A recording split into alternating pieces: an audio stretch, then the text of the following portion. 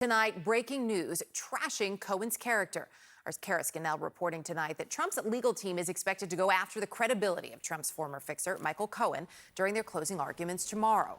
Cohen, of course, is the prosecution's star witness here. Their case really hinges on his testimony, which lasted days. This as prosecutors will be trying to piece together 5 weeks of testimony in order to convince the jury that Donald Trump is guilty of falsifying business records in order to conceal a $130,000 hush money payment to Stormy Daniels.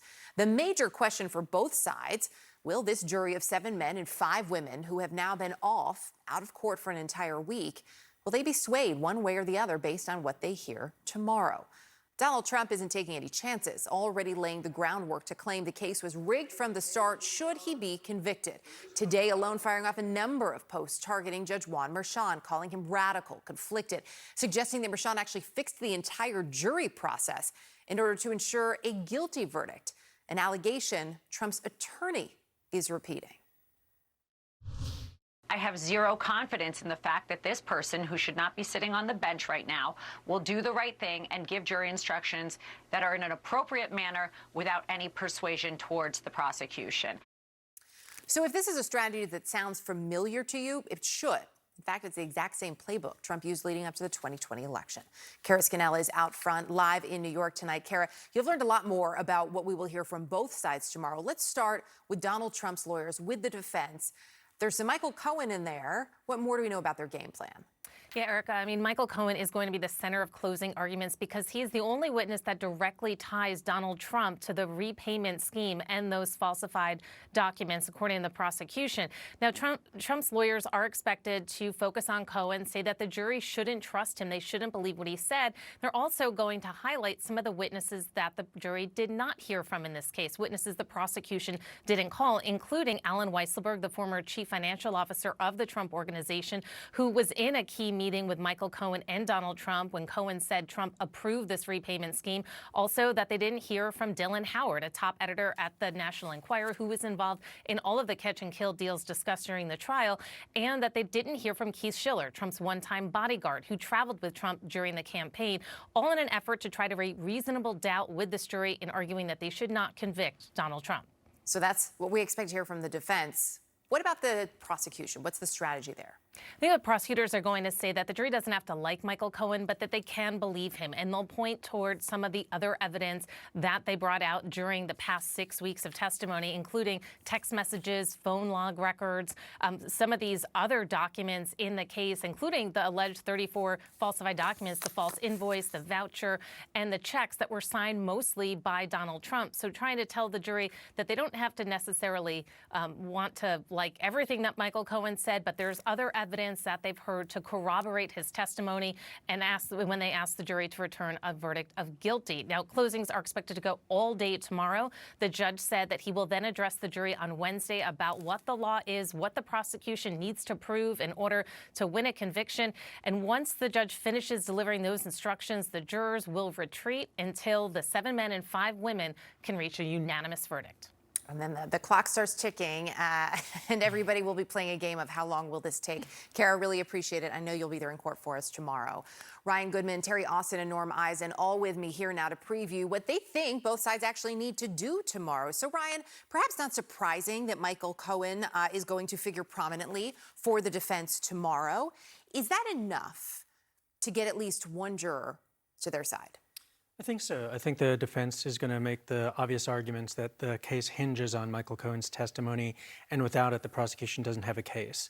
And then they just need to level Michael Cohen's credibility before the jurors, then just try to get that one. And they can say, look, everything depends on Michael Cohen. Without him, you do not know that Donald Trump is even aware of the hush money payment at the time. You do not know that Donald Trump has any awareness of the structure of the deal. That is Michael Cohen. And without him, there's nothing. And I think that's their argument. And then they just tear into all the lies that he's responsible for and the lack of credibility on their side. Terry, you said that you think in many ways the best lane for the defense here is this tried and true, hey, nothing to see here defense, right? There is nothing for you to look at here, but there is evidence that was presented in court that Trump at least knew of the payments. The question, of course, is can that paper trail do all that work? Exactly. I think one of the things they're going to do is not only attack the credibility of Michael Cohen, but say, look, even if you believe everything the prosecution said, okay, so we had an NDA, nothing illegal about that. All right, so we made payments. Nothing wrong with making payments. This is done all the time. What AMI did is something that is normal. Even if Cohen made the payment to Stormy Daniels, that's nothing wrong because it was for the reason of protecting the family. That's it. You have no evidence that it was for the reason of influencing an election or tax fraud or any kind of federal campaign finance, fraud. So I think that's what they have to do. Whether or not they're going to actually do it is something else. I think the prosecution has a much better case. I think their documents and their witnesses all corroborated what their claim is. But I do think the defense can just say, hey, nothing wrong here. So hold that thought on the prosecution. We're going to come back to prosecution in a minute. Norm, I did want to get your take on the fact that you just heard Kara's reporting. It's not just Michael Cohen who will figure in the defense's closing arguments. Alan Weisselberg as well, former Trump org CFO. He's in jail at the moment, right? Serving time for perjury related to a separate case, civil case involving Donald Trump. Bringing Alan Weisselberg more prominently into the conversation, essentially introducing this character in closing arguments, could that backfire, or is that a smart move? Well, I think it bespeaks some of the thinness of what the defense has to work with, that they're dragging in these absent witnesses. I mean, imagine the jury reaction. We've been here for 20 trial days, and these people are saying we should have stayed for longer. We heard from Alan Weisselberg in the form of others testifying about him and his notes, probably the smoking gun of smoking guns in this case, laying out the so-called grossed-up scheme. So the problem for the defense is they have not really put forward an alternative theory. Their one witness, Robert Costello, on the defense case was a disaster. There's nobody in that courtroom who thinks that this payment was made and then doubled, the $130,000 doubled, or that this false alleged paper trail was created without Donald Trump's permission. Now, there may be one or two jurors. Again, it bespeaks the toughness of the defense's job. They're not really trying for an acquittal. Nobody's saying, oh, Donald Trump's got a great shot at an acquittal here. What they're trying for is a hung jury and a mistrial, one or two jurors. So pointing to Weisselberg and the other missing witnesses speaks to the toughness of the defense laydown. I'd rather be the prosecution. It's theirs to lose. So if you are the prosecution, Ryan, if Alan Weisselberg does in fact come up tomorrow, how do you rebut that? How much attention do you give that? I think Norm's right that we do, in fact, have Alan Weisselberg. Like, what would we have had him come and do? Tell us that these are his notes? It's uncontested that these are his notes, and his notes put down in writing the exact scheme. And where does he write the notes? But on the bank statement that has the wire transfer. So it's like, do we really need Alan Weisselberg for that? And if anything, the defense could have called Alan Weisselberg if he was going to say something different. And they don't need Alan Weisselberg to get beyond a reasonable doubt, is the way to put it.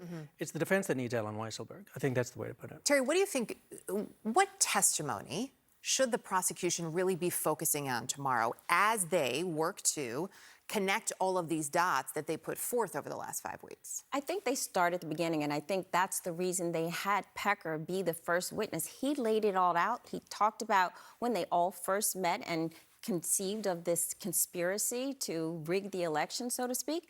And I think they go from there. Gary Farrell, the banker, I think Keith Davidson, they all supported these payments to the doorman, to McDougal, to Daniels.